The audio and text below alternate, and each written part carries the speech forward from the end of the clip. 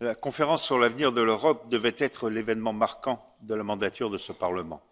Elle est restée malheureusement trop ignorée du grand public, car elle a été étouffée à la fois par la pandémie et par la faible implication des gouvernements et des partis politiques.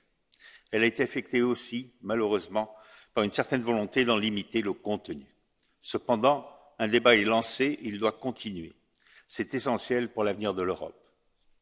Parmi les questions cruciales ignorées dans les conclusions adoptées, il y a le droit des peuples à décider démocratiquement de leur avenir. Il est posé, par exemple, en Catalogne ou en Écosse. Il se pose aussi de façon dramatique en Ukraine depuis les dernières semaines.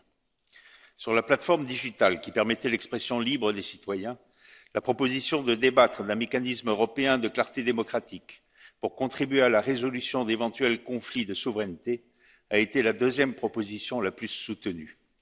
Mais elle a été écartée des conclusions de la conférence finalement publiées.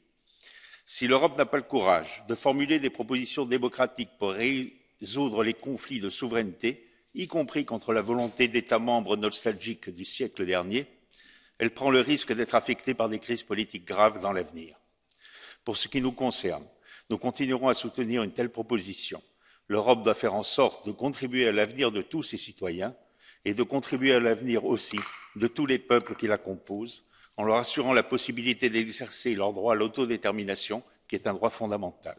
Ce droit ne peut être bafoué par le veto opposé par les États membres, il doit être ouvert à tous les peuples d'Europe qui le désirent.